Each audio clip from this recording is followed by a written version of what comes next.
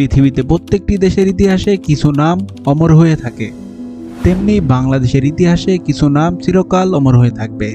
আর doctor Mohammad Yunus সেই নামগুলোর মধ্যে এক উজ্জ্বল নক্ষত্র, একজন স্বপ্নদ্রষ্টা, একজন পথ প্রদর্শক, একজন বিপ্লবী অর্থনীতিবিদ। বাংলার ইতিহাসে গত ৮৬ বছরে জন্ম নেওয়া একমাত্র গ্লোবাল সেলিব্রিটি হলেন প্রফেসর মোহাম্মদ ইউনূস।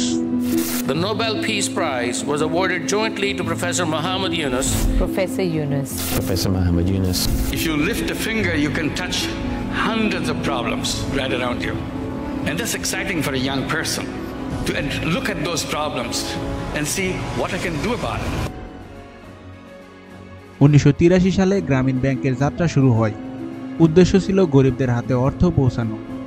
আজ সেই ব্যাংক হয়ে গেছে কোটি মানুষের জীবন।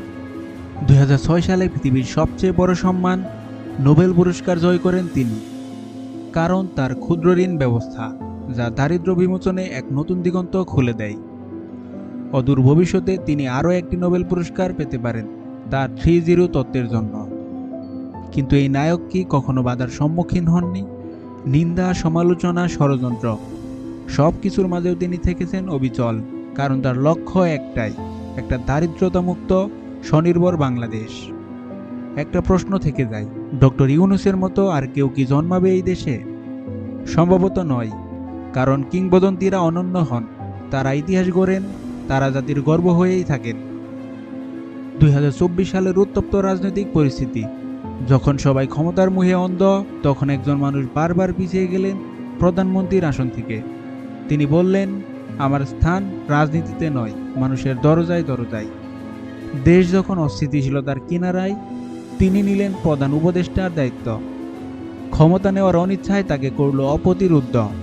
স্যার আমাদের টাকার লেনদেন শেখালেন, কিন্তু ক্ষমতা নিতে শেখালেন না। উনি আমাদের ভোট চাননি, শুধু স্বাবলম্বী হতে বললেন।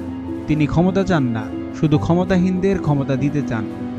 কিছু লোক যেখানে ক্ষমতা, লুটপাট, চাঁদাবাজির নেশায় অন্ধ হয়ে যাচ্ছিল, ব্যতিক্রম তিনি, দেখালেন লুটেরা অর্থনীতি তার শত্রু।